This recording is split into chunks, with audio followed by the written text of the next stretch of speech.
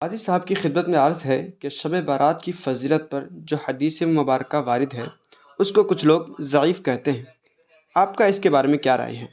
بسم اللہ الرحمن الرحیم۔ ایسے لوگوں کے لیے میری رائے ہوگی کہ وہ حضرات اپنے عقل کو بروئے کار لاویں، کتابوں کا مطالعہ کریں، اصول حدیث کا مطالعہ کریں۔ اگر ان چیزوں سے وہ گزر جاتے ہیں تو خود بخود ان کے اعتراض کا جواب مل جائے گا۔ اس لیے کہ محدثین کرام، فقہاء کرام اس بات کو بھی بیان فرماتے ہیں، جہاں حدیث کے ضعف کو انہوں نے بیان فرمایا وہیں پر اس بات کا بھی تذکرہ ہے کہ حدیث ضعیف بھی باب ترغیب میں، باب ترہیب میں اور باب فضائل میں معتبر ہے، کوئی دقت نہیں ہے۔ اگر ایسی حدیث جو سند کے اعتبار سے ضعیف بھی ہے مگر اس میں عمل کی ترغیب ہے یا ترہیب ہے، خدا کے عذاب سے ڈرانا ہے، تو اگر اس حدیث کو سن کر کے کوئی عمل کرنے لگ جائیں اور خدا کے عذاب سے ڈرنے لگ جائیں تو فقہاء کرام، محدثین کرام نے اس حدیث پر عمل کو درست قرار دیا ہے اور اس کے ضعف کا اعتبار نہیں کیا ہے۔ تو اس اصول کو بھی پیش نظر رکھنا چاہیے۔ باب فضائل میں کہ کوئی عمل کی فضیلت ایسی آئی ہے حدیث شریف کے اندر کہ جس عمل کو کر کے آدمی ڈھیر سارا ثواب کما سکتا ہے، حاصل کر سکتا ہے، تو گرچہ سند کے اعتبار سے وہ حدیث ضعیف ہو مگر اس پر عمل کیا جا سکتا ہے۔ فقہاء نے اس کو لیا، محدثین نے اس کو لیا، تو ان لوگوں کو چاہیے کہ ان ساری باتوں کو بھی پیش نظر رکھیں۔ بس ایک وظیفہ پڑھ لیا، ضعیف ہے ضعیف ہے ضعیف ہے، اس سے زیادہ پڑھے ہی نہیں یہ لوگ۔ ایک بات تو یہ بتاؤں گا۔ دوسری بات یہ بتاتا ہوں کہ اگر کوئی حدیث ایک سند کے اعتبار سے ضعیف بھی ہو لیکن وہ حدیث متعدد سندوں سے آ رہی ہو تو تعدد طرق اور تعدد اسناد کی بنیاد پر وہ حدیث ضعف کے درجے سے نکل کر حسن کے درجے کو پہنچ جاتی ہے۔ مثال کے طور پر میں آپ کو ایک مثال دیتا ہوں، آپ کی سمجھ کے اعتبار سے ایک مثال پیش کرتا ہوں۔ کلکتہ میں سیلاب آیا، کوئی آدمی خبر دے رہا ہے۔ میں نے اس خبر کے لیے 3 سندیں یہاں نقشے میں رکھ دیا ہے۔ پہلی سند میں شاہد نام کا آدمی آ رہا ہے۔ شاہد وہ آدمی ہے جس کی وجہ سے وہ سند ضعیف ہو گئی،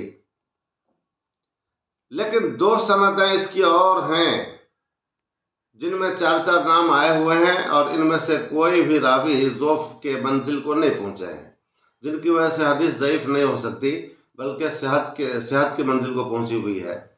تو آپ دیکھیں، ایک سند میں شاہد نام کا آدمی آ گیا اور اس کی وجہ سے اگر وہ سند ضعیف ہو رہی ہے تو باقی 2 سندیں اور موجود ہیں جس میں کوئی ضعیف راوی موجود نہیں ہے، کوئی منکر نہیں ہے، تو کیا اس ایک کی وجہ سے یہ 2 سندیں بھی بیکار کر دی جائیں گی؟ ایک آدمی، شاہد نام کا آدمی، ٹھیک ہے، اس کی بات پر اعتبار نہیں آپ کو، لیکن باقی جو 8 اور ادھر 4، 8 اور 3 11 افراد تو اس میں صحیح ہے، تو کیا ان 11 افراد کا اعتبار نہیں کیا جائے گا؟ یہ تو عقل سے بھی ماورا بات ہے بھائی۔ معاشرے میں، ہمارے سماج میں، روزمرہ کی زندگی میں ایسا معاملہ پیش آتا ہے کہ ایک آدمی جس کا جھوٹ مشہور ہو، مثال کے طور پر کہ یہ آدمی جھوٹا ہے، اس کی بات کا اعتبار نہیں، وہ آدمی ایسی خبر دے رہا ہے کہ جس کی تائید گاؤں کے اچھے اور سچے لوگ، معتبر لوگ کر رہے ہیں، تو اب یہ نہیں دیکھا جائے گا کہ اس خبر کا لانے والا چونکہ ایک آدمی جھوٹا ہے لہذا 100 آدمی بھی اگر کہہ رہا ہے تو وہ خبر اب جھوٹی مانی جائے گی۔ ہرگز ایسی بات نہیں کی جائے گی، بلکہ 100 آدمی کی باتوں کا اعتبار کیا جائے گا، اور وہ آدمی جو ایک آدمی جھوٹا ہے اس کے جھوٹ کی بنیاد پر یا اس کے حافظہ کمزور ہونے کی بنیاد پر یا نسیان کی بنیاد پر یہ نہیں کہا جائے گا کہ یہ خبر سرے سے غلط ہے۔ اور اگر کوئی آدمی 100 آدمی کے کہنے کے باوجود بھی اس خبر کو غلط قرار دے تو اس غلط قرار دینے والے کو دنیا پاگل کہے گی کہ بیوقوف، ایک آدمی کی وجہ سے تم 100 آدمی کو جھٹلاؤ گے۔ تو یہ حال ہوتا ہے حدیثوں کے اندر بھی۔ اگر کسی ایک سند میں کوئی راوی ایسا آ جائے جس کی وجہ سے وہ حدیث ضعیف بن گئی اس سند کے اعتبار سے، تو دوسری جو سندیں ہیں اس حدیث کو درجہ حسن تک پہنچا دیتی ہیں۔ کیا یہ اصول ان کو یاد نہیں؟ اس اصول پہ بھی تو ان کی نظر رہنی چاہیے۔ 17 صحابہ کرام رضوان اللہ تعالی علیہم اجمعین نے اس حدیث کی روایت کیا ہے، تو کیا ایک سند میں ضعف کی بنیاد پر 17 صحابہ کرام کی روایت کو بھی تم ضعیف قرار دے دو گے؟ ایک ادنا معمولی عقل رکھنے والا انسان بھی فیصلہ کر سکتا ہے کہ ایک آدمی کی وجہ سے باقی دوسری سندوں کو ہم ضعیف قرار نہیں دے سکتے، یا دوسری سندوں کو لا اعتبار قرار نہیں دے سکتے، بلکہ تعدد طرق کی بنیاد پر وہ حدیث درجہ حسن کو پہنچ گئی۔